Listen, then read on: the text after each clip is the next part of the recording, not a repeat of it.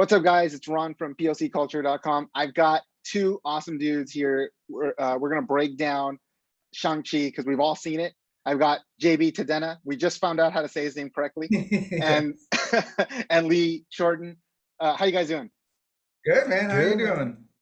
Good. And just for like those who don't know, we tried to do this yesterday. It was a complete disaster. It was a thanks to JB's awful internet. That's why Lee and JB are together, but I think this is going to be better. You guys just came from Candyman. We did. All right. Well, I think we'll save that review for another time. I need some time to collect my thoughts. So. Yeah, exactly. That's right. We'll give you guys some processing time. We're here to talk about Shang-Chi, and this is going to be full spoilers. So I'm giving everybody the heads up now. We're not holding back. Full disclosure, we tried to hold back yesterday. It didn't work. So we're going to go all in. So don't listen if you haven't seen it yet, but hopefully you'll be able to see it soon. So guys, I want to start with even before you walked into the movie. Oh, I should say, so you two got to see it thanks to Gold House. And they did a super VIP screening at the El Capitan. That's right, Gold House in Cape. And they did a super VIP screening, which you all attended. I did not attend that. It's the premiere, though. Yeah. The real deal. Before you went into that super VIP screening, what about Shang-Chi were you hopeful for, that you really wanted to see them do well? And what were, if anything, were you kind of worried about or anxious about? And JB, let's go with you. I think we just wanted it to exceed expectations. I think we were all, it's a pandemic, and that Marvel has a good track record of, entertaining movies, whether it be Thor, The Dark World, or, Black Panther. Like, on the spectrum, they're all entertaining. So like you never want to be the dud, to be like the one that your cultures are representing. So I think the fear was that it's possible that could happen just because of the time we're in. But after watching it, I mean, I think we were all very pleasantly surprised at how it turned out. Yeah. All right, but don't go there yet, Lee. I still want to hear what you were thinking about before, what you wanted to see. Yeah, man. I mean, like, similar to what JB said. Like, we're probably the most boring interview because we're kind of similar. But I just wanted it to be good. I didn't really have a lot of expectations about the story or like anything like that. I just wanted it to be good, and I just didn't want it to be bad. I mean, actually, that's not true, because no shade. I'm the guy who watches all the Marvel shows, all the Marvel TV shows, like everything. And I'm there opening weekend. I've seen most of them multiple times. But like, Marvel definitely have like kind of a formula. And I was kind of hoping it would break that a little bit and be like different and better. But yeah, that was my only real hope, I guess. Yeah, I think it's that. I saw somebody say it. I think it might have been like Angry Asian Man on Twitter, but he was saying like it's the like representation sweats, and yeah, the rep sweat. Like, that's right, the rep sweats. Yeah. Like there's so much writing on it that you're anxious. And as you guys know, I'm doing that Shang-Chi challenge and raising money to send kids, and I'm like, what if I'm sending kids to this like awful movie? See this crummy movie? Yeah, but like I think Nancy replied to him saying like, we believe in Tony. So just like knowing that he's a part of it and wouldn't have made a choice to be in something that wasn't good kind of also gave me a little confidence that it was gonna like get up there in our expectations. Oh, I like that. And Lee, we see how quickly JB had to bring up Tony. He's like desperately waiting to bring up Tony. He can't keep it in. That's part of the movie. Can't blame it. Tony's phenomenal, like on so many levels. So. Yeah, Tony Leung obviously plays Wenwu and was awesome. So yeah, let's go into it. So you guys watched the movie, had a really cool Q&A with some of the stars. And what was your first, like the thing that stuck out for you after seeing the film, Lee? Tony, like it was Tony, man. He was phenomenal. But like we kind of knew that, right? Like he has a track record of just being an insanely good actor. So like after that, I thought Monger was amazing. Who plays Xiaoling? She was great, and And you know, and it was like, aside from Tony's performance, it was like good to see a decent MCU villain, because like Wenwu is like, he's got to be top tier Marvel He's villain, top I tier think. Yeah, for sure. complicated, well rounded, sympathetic. So like that stood out a lot. Yeah. All right. Obviously, I know JB is going to talk about Tony. Give me. I want to hear you talk about I'll talk Tony, about but something also different. I'll talk give about give me something different. give me at least one extra thing that you really liked about it. I mean, it has a little bit to do with Tony, but the just the relatability of it. One, about Asian Americans versus Asians, and how, you know, it kind of deals a little bit with, you know, how the diaspora feels with expectations with their family. You know, he's from China, and Shang-Chi goes and lives this American life. So like he wants something different than what his family's expectations for him are, regardless of what the background is. And within that entire movie, it's like trying to find your own identity, which I think not just Asian Americans, but everyone can relate to. And it really resonated. Yeah. It's even this conversation that we're having is pretty interesting, right? We're all Asian American to some extent, but none of us are Chinese, right? Lee, I know, Right. Lee, I know we've talked before, and you have kind of a mix of different backgrounds, but none of us are like straight Chinese American. No. But Lee, did you still find, like, tell me about the ways that it did resonate with you as from Asian American, Western Asian perspective, and maybe some ways where it was just really Chinese. Well, I think, I mean, like, the themes of like family are pretty universal, like across the board of like just everyone. I think, like, in terms of being Asian American, yeah, like I think the character of Katie is kind of like the very Asian American point of Right. view, right? And like, she is kind of embarrassed about her Chinese name and doesn't know how to Can't speak Mandarin, can't pronounce Shang-Chi, and it's like all that stuff is very like relatable being in the diaspora. It's like being super Chinese. I mean, we can get into the weeds a little bit here, right? yeah, like I actually didn't feel like story-wise anything was super Chinese. Did you or you didn't? No. Yeah, not in an alienating way. Right. You know what I mean? Like, obviously you could see in like a lot of the costume design and the mythical creatures and the fighting style, like a lot of that was like specifically Chinese, but like that wasn't like an alienating way. Yeah, I think that's right. What about you, JB? Anything that you felt like, in terms of, you talked about what resonated with you? Was there anything you felt like, yeah, that's really Chinese? The cast is like 100% right. Chinese.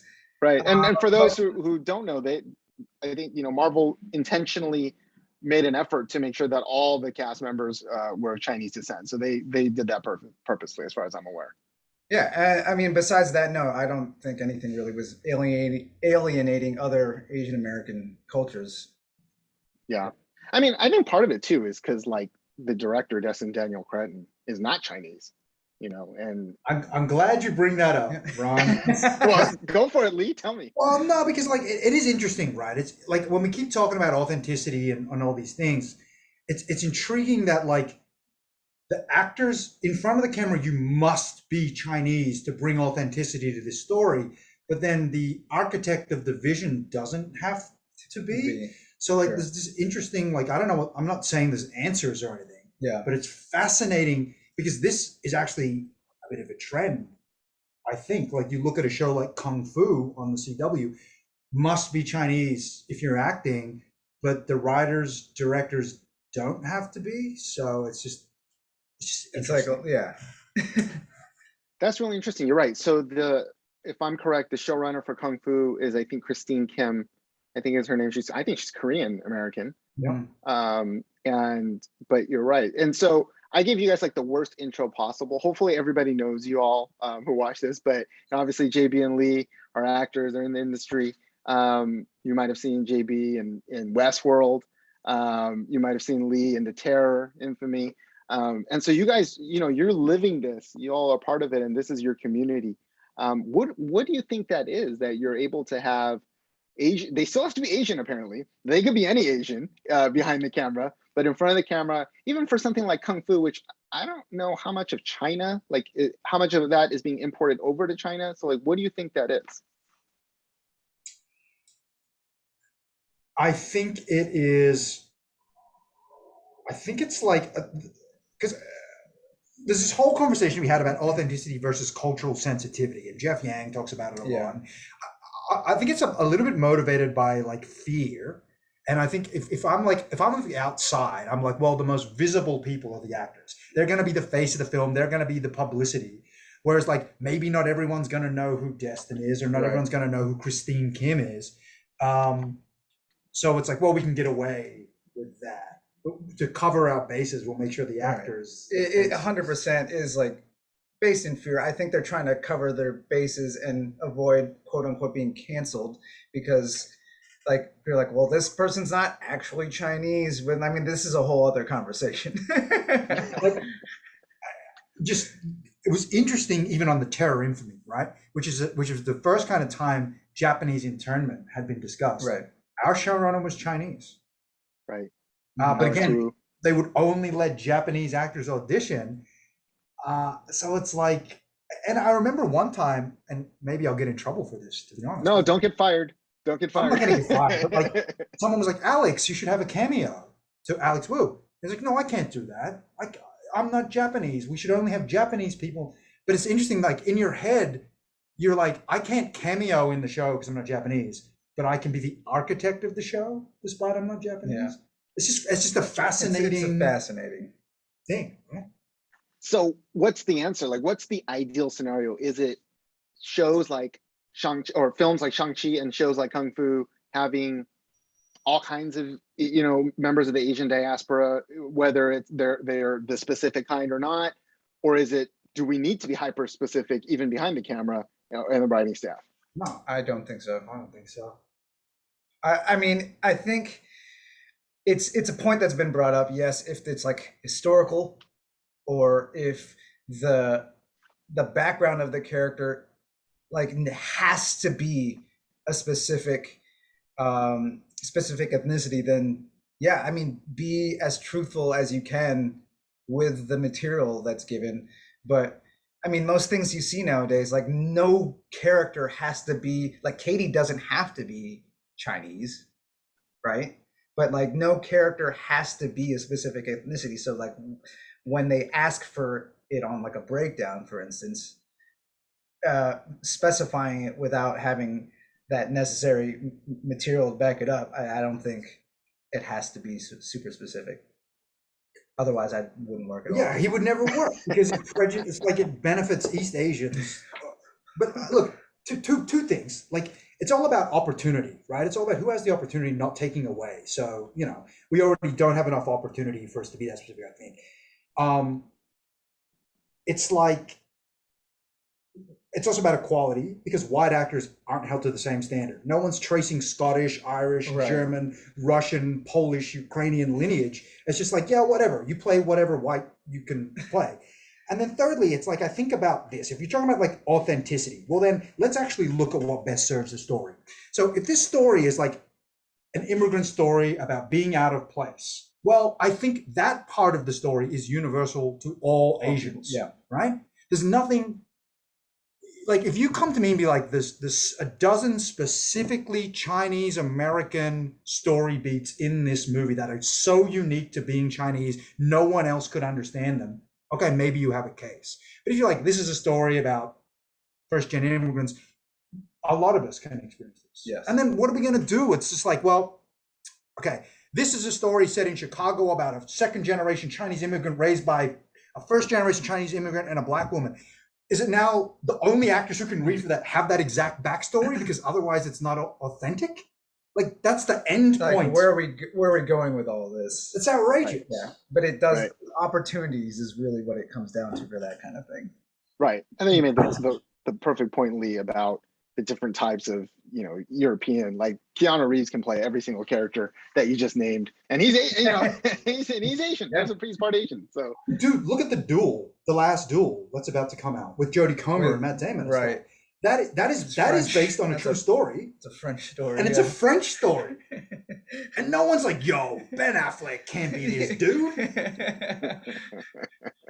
All right, let me recenter us back to the film. Let's go back to Shang-Chi. How about this is a great conversation, though, from you all who are in the industry, who are experiencing this, and just the tensions when the studios are trying to, whatever, meet that, not get canceled, like you talked about. But let's talk about Katie, because you're right. Actually, it would have been kind of cool if Katie was specifically not Chinese American. If she was, the point would have still gotten across.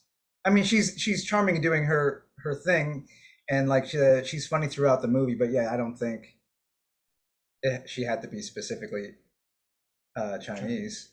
Yeah, but how did you like the character of Katie in the story, and obviously Awkwafina's performance?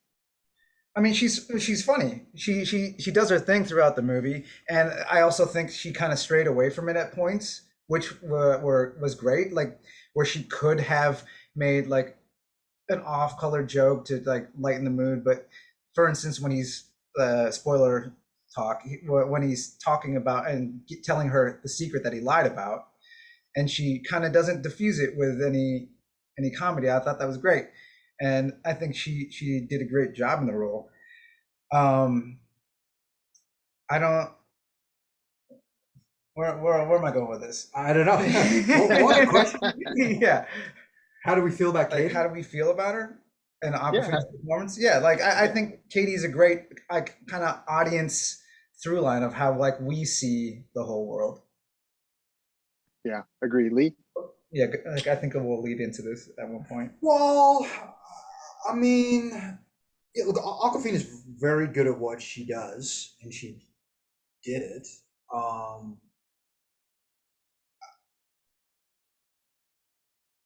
Shang-Chi was kind of interesting to me in that, like, Shang-Chi's quipping all the time, Katie's quipping all the time, then Trevor's quipping all the time. There's like a lot of quipping. A lot of quipping. And like if I'm, yeah, there's a lot of quipping. And is that bad? Is it too much quipping? I have to say, I thought it was pretty funny. I was surprised at how funny it was because, a lot of Asian martial arts aren't that funny. They're very serious and they're very like intense. Well, I mean, Jackie Chan's whole career is kind of based off comedy, funny stuff. So do you feel like it was too much? But I mean, that's a taste thing. Right? Do I feel like it was too much? Yep. But that's subjective. Fair, yeah. Yeah. Okay. And what were you gonna say, Judy? Also, as far as the character, like I didn't expect so much of it to be Shang-Chi and Katie. Mm-hmm. Mm-hmm.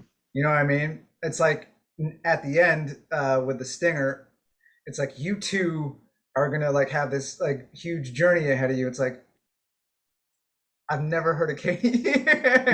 All of a sudden she's like part of like a superhero group. It's like cool, but it kind of took away from the main character himself. Well, I think. How about I posit it this way, right? Because let's say a sitcom, everyone quips. Yeah. Right?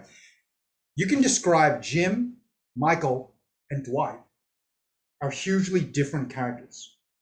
Right? Yeah. You tell me what the difference between Katie and Shang-Chi is.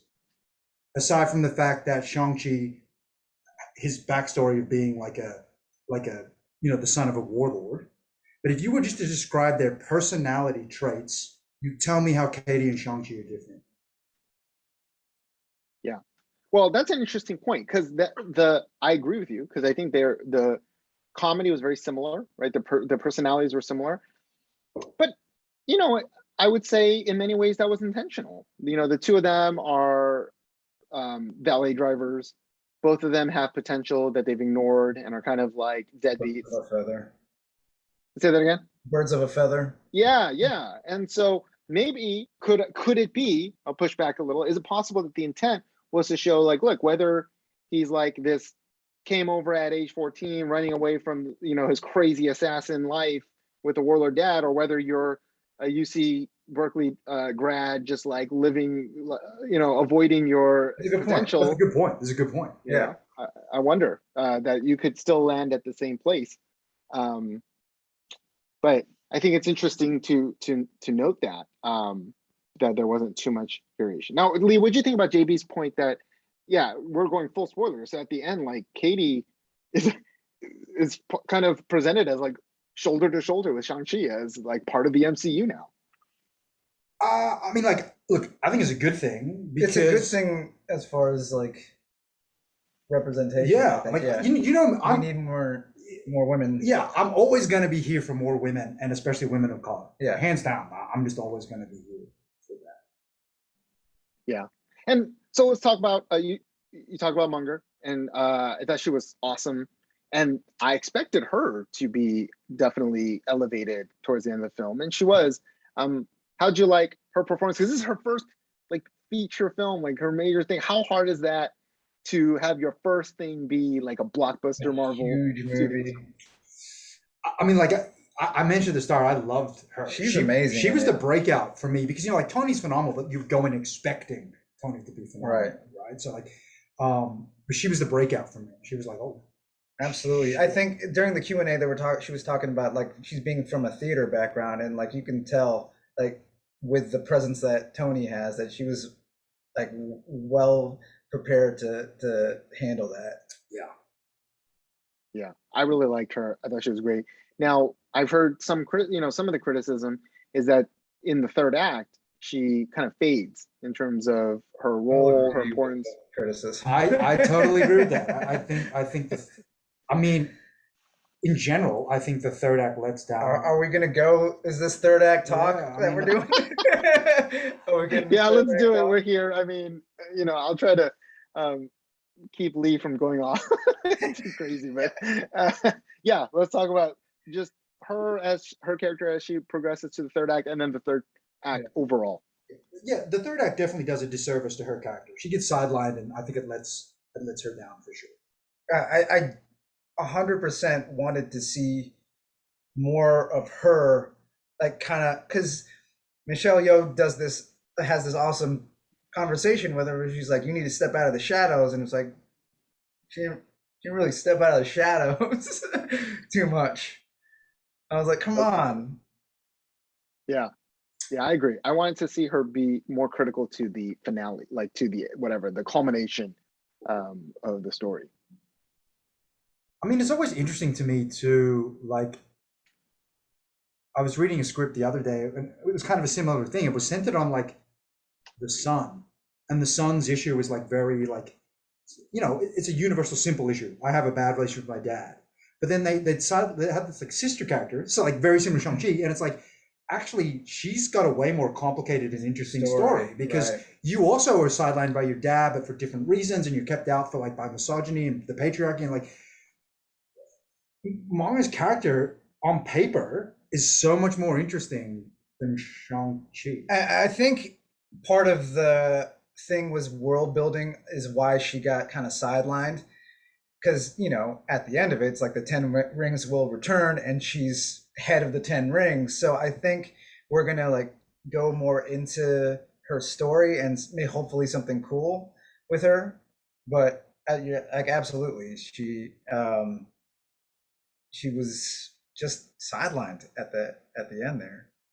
Yeah, I mean, you mentioned that the stinger, which sets up again full spoilers that she's taking over the 10 rings, which I thought was super cool. It sets it up for really cool like stories. Split up, like showing that there's men and women in this facility training together. I was like, that was really cool.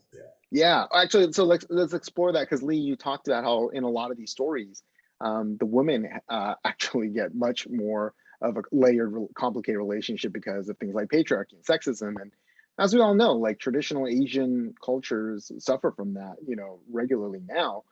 I thought they really made a concerted effort to address that, to talk about that, and to kind of elevate the women. What did you guys think about that? Yeah, I think so. Yeah, 100%. Was it effective? Was it good? I mean, I think it could always be better, but I thought it was effective. Yeah, Yeah, it could always be better. Yeah. but better than. I Like, mean, what they did is better. unfortunately, the story is about Shang-Chi Shang-Chi. and his father's relationship. So, like, yeah, you're trying to put these strong female characters in there as well, complicated female characters, but it's also, there's just only so much you can fit. That's why I think I'm hoping that with the 10 rings, they make something really cool out of that. Yeah. Here's my theory. Just Yeah, please. Let's do it. I wonder, and I'm not sure about the timelines. I wonder if the person Sharon Carter is talking to is Monger's character. Ooh. Oh, interesting. I like it. thought about that. Because it's either that or it's a version of Kang. It's one of the two. Right. That's my theory. I like it. Yeah. like So it. obviously Sharon Carter. All those Mephisto theories out there. Right. So Sharon Carter in the Falcon and the Winter Soldier. Actually Mephisto. Yeah. You know, at the end, like, I'm in. I'm like, I've got. Yeah. I wonder if it's Monger's character. Yeah, and there was that whole speculation that this film would actually go to Madripoor, which is like that fictional Southeast Asian country. I'm glad they didn't, because I hate Madripoor personally. It's like the most generic, exoticized, like this hive of scum and villainy, where it's in Asia, but actually there weren't that many Asian people in the background. Were there any? Huh. Funny how that works. It's in the same universe as Friends New York. Yeah. Oh, man, we're catching all sorts of folks are catching strays on this conversation. All right, before Lee goes off on the third act in general, I want to do a positive. So we talked about action has to deliver. Jackie Chan's stunt team is involved in it. How do you guys feel about the martial arts and just the stunts, action, all that? Best, right? Yeah. Some of the best in the MCU. Like environmental CG aside, the seamless like fighting CG looked incredible mixed with the martial arts. Like the bus scene specifically, it's so long, but it's so entertaining, and the fights are just done really well in this movie. Yeah, Lee. Yeah, I mean, I agree. It's easily, hands down, head and shoulders the best fighting we've seen in Marvel. Yeah. What's the second to this point? Like, what's been the best? I think people consensus is like Winter Soldier had amazing fights in it, like the tanker scene in the beginning, or like and the fight between him, Winter Soldier, and Steve. I mean, outside of that, they focus more on like spectacle fights and like CG fights versus hand-to-hand combat. I really couldn't tell you like what other hand-to-hand fights there were in the MCU. The only other one that comes to mind, like Black Widow, is the final three-way battle at the end of Civil War between Iron Man. Right. But then, like, that was good. I'm wondering, to me, like, I'm trying to think about like the physicality of that fight. I think I just remember like the emotional beats of it more. Yeah, I mean, Black Panther also ended with a pretty CGI'd, but also like one-on-one fight scene, one-on-one emotional fight scene. Yeah. But a lot of the focus was in the war for that fight scene. Right. So I love, by the way, I love that bus scene, because I think we've seen a lot of it in the trailers, but even though we have, but you haven't seen it. Yeah, you think you have, but then like it goes on and on. There's like so many different elements that happen during the fight, and like twisting the bus and like all this crazy stuff, and it looked great. Yeah, hats off to the team on that. Yeah, it was an awesome sequence all around. Yeah, and it was perfect to have like Razor Fist be in that like enclosed space, because he's such a big dude, and I feel like it added to like the claustrophobic nature of that. I thought those were really cool. Like it gave me kind of not the Raid, but Old Boy fights, or like Daredevil in like the hallway, where like the fights in confined spaces feel. And I think they were going for that a little bit, because they had a lot of shots that were kind of profile to the environment, just to show you like a 2D scrolling look at points. And I was like, that definitely had some influence, I think. Yeah. What do you guys say to the folks who are like, why is Shang-Chi really that big of a deal? And isn't it just another martial arts stereotype? Lee? Oh, me? Yeah. Well, again, I think there's something to be said about us reclaiming martial arts for sure, because we've had a lot of white guys get good at martial arts and then be better than us. Like, to me, it's distinct because it's an Asian American lead, not an Asian lead. And then finally, it's important because Disney/Marvel is arguably the biggest movie making juggernaut on the market. Like, they are the dominant pop culture thing. Like, they make the most money, everyone knows them. Like, they are a huge part of the cultural zeitgeist. So for them to like do this, as much as I hate to say this, it gives us like validation. It says like we're worthy to be at a table and we're worthy to be part of the culture. Yeah. Yeah, totally agree. JB, anything to add? Not to add. That's exactly my thought. You guys do agree too much. I know. We're the worst. We're like that Key and Peele sketch. We're both Republicans. I too agree that taxes are too big. All right. Well, let's get into the third act. So I think we all agree. The first two acts were pretty strong, right? They had a lot of good elements, planted a really good, great action in the middle there. Yeah. There is a decent amount of exposition, especially as they're kind of building that world. Lee, I know you have. Well, you know what? Let me do JB first. Yeah, please. JB, how did you feel about the third act? And again, we could go full spoilers. I mean, we all agree with the Marvel formula that with Marvel, you'll get a grand spectacle at the end of the movie, and it's like when people talk, it's like almost in the Fast and Furious vein, where you have to kind of one up all of the previous entries. It felt like, well, we gotta put this up there with that, and I'm like, I really, really wish they contained it to like the family story that I was like found so compelling throughout the first two acts. And then it just all of a sudden devolved into this huge spectacle with an unknown villain that was introduced towards the end. And I'm like, who is this? And why do I care?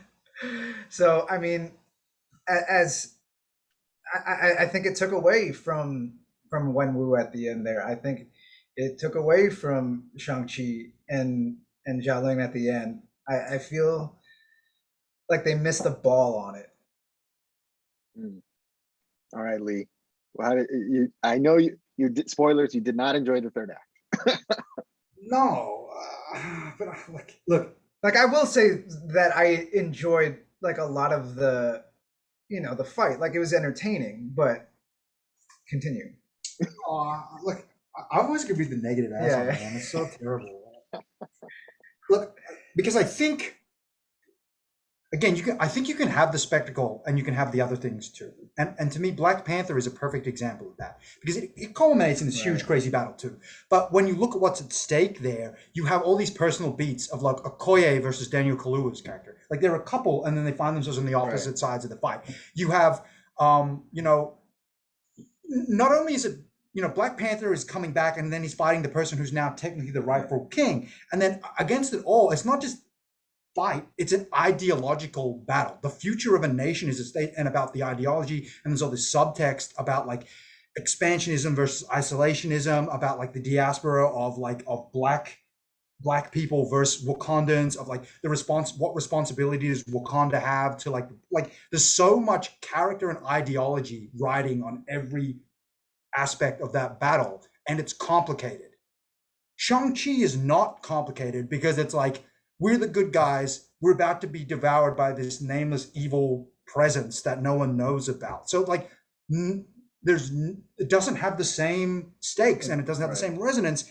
And I think like my biggest gripe, I think, is that they really do a disservice to Wenwu's character because they make him look dumb, right? Like, sure, like I kind of like this idea that he's being tricked and seduced because he loves his wife so much. That's so relatable and believable. But like, he's punching that wall for like ever. And like these creatures streaming out, and not a hint of doubt comes into his head that like what I'm doing is the wrong thing. Yeah, like it makes him look dumb, and I think that's a disservice to his character, that he's that stupid.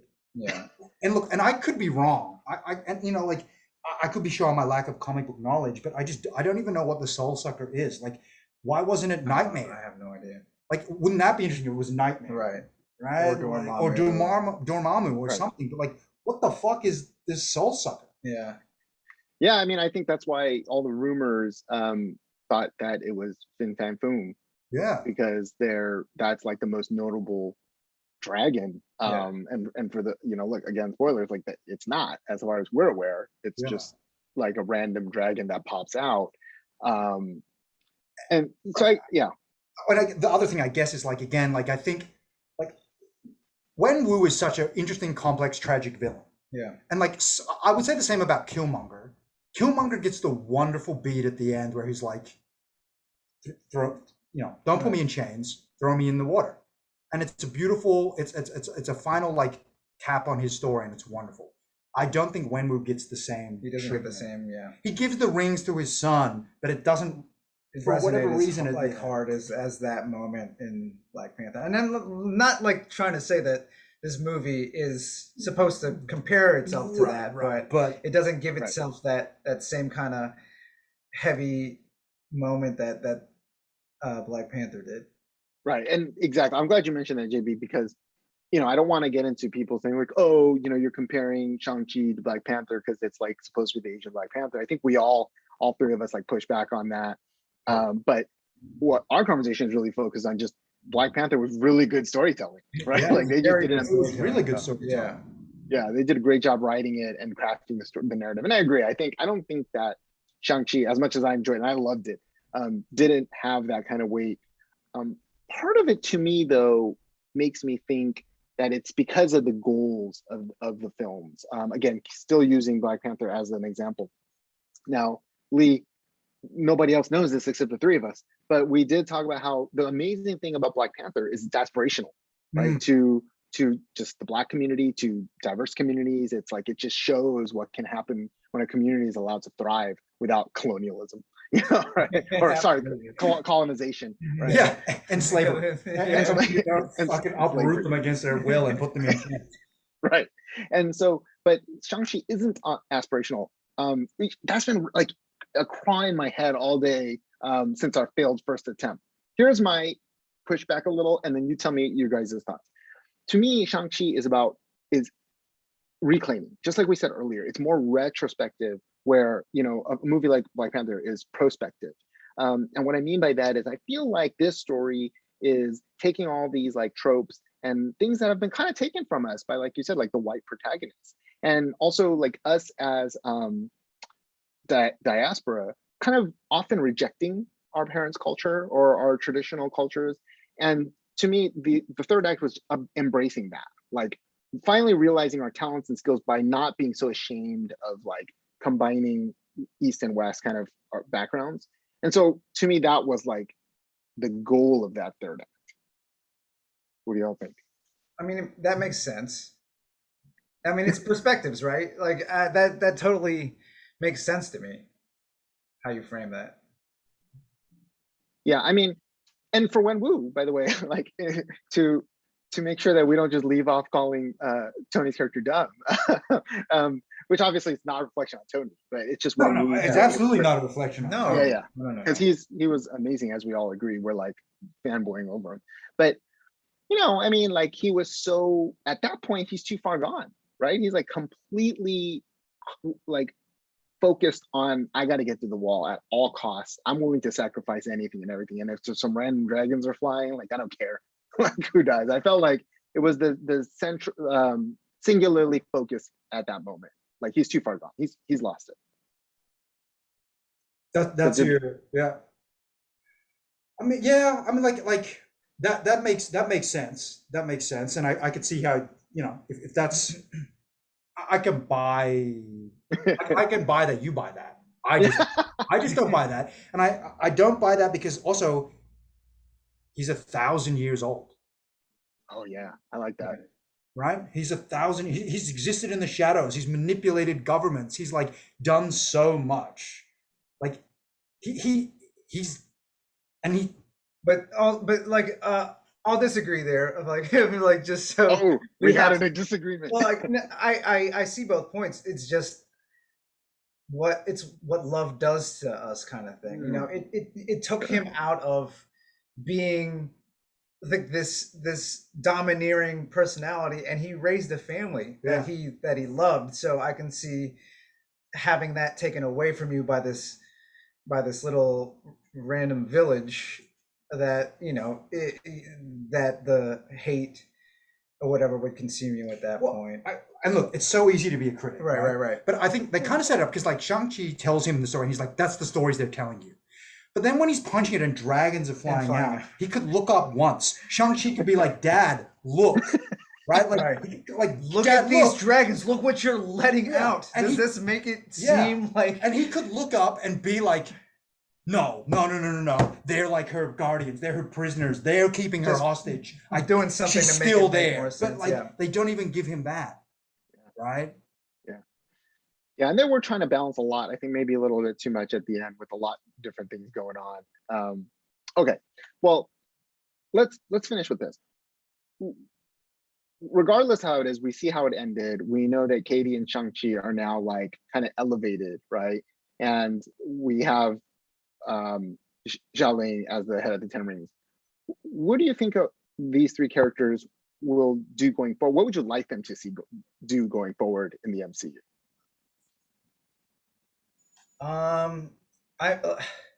It's hard to like speculate because I'm at the point in like the Marvel universe where like I read Spider-Man comics.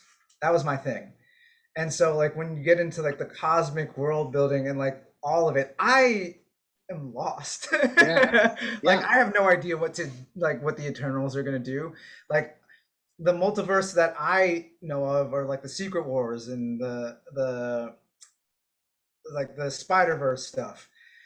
So, I mean, what I see them doing is like making him part of the ensemble of the Avengers style, and like how they make Civil War and they give everybody their cool little beats. Like I have no idea what to expect from a Shang-Chi 2 or like a Ten Rings movie, to be honest. Yeah.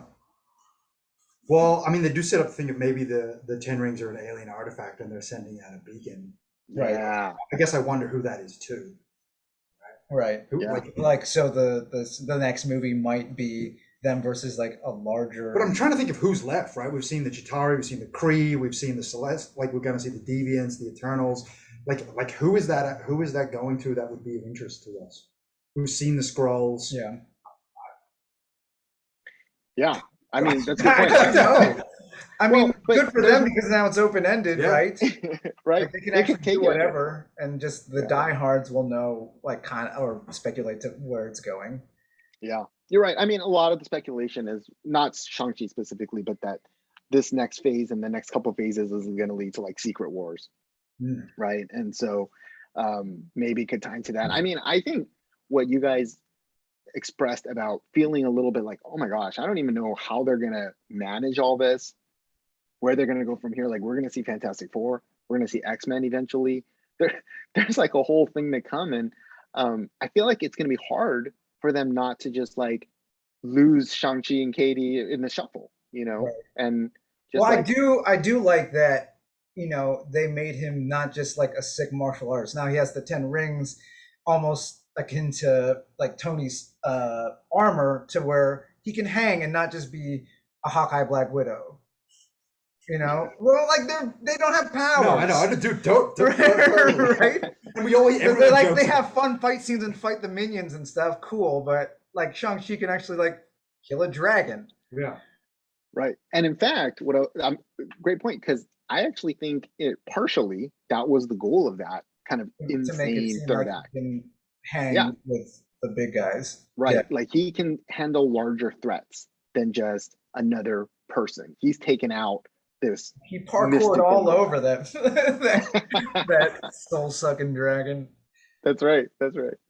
All right. Well, I don't want to go too long. I think this has been good. What I think has been good is we all like it. Like we're gonna probably watch it 100%. again. Yeah, I'm going Yeah. again. Yeah. We're going opening We're going weekend. I mean, opening we'll weekend, be yeah. there. Yeah. All right. Well, by the time this is out, you'll have gone. Maybe we can go together. Yeah, dude. But yeah, for sure. So I think, but it's been good because it allows us to kind of break it down and what your analysis has been from your perspectives too in the industry. I think was really, really good because on our perspective, a lot of the journalists see it from one way. So it's been good. Any last thoughts or comments or anything else you want to say about Shang-Chi? No, go see it and make a decision for yourself. Yeah, exactly. Yeah. Go see it. Please go see it. Please go see it. It's Please go see entertaining it. at the least. That's At right. the very least. At the end of the day, you'll have a good time, and Yeah. please buy seats for your friends because we need it to do well. Yeah. You would definitely have a And good time. also donate to the Shang-Chi challenge started by Ron over here. We're close Absolutely. to the second goal, so definitely donate. Get some kids. I appreciate you guys. And you can go to GoFundMe and search Shang-Chi Challenge. And Gold House and Cape actually launched a Gold Open initiative. They're going to try to encourage some theater buyouts, and they were really gracious in kind of bringing me into that and our challenge too. So, look, Gold House and Cape, all of us, we're part of the community. It's important this film, I think, to show studios and everyone else that we're here. We deserve the seat at the table that you guys talked about. Oh, 100%. All right. Thanks, guys. Lee, JB, I appreciate you guys. And, Appreciate you. Appreciate you. All right.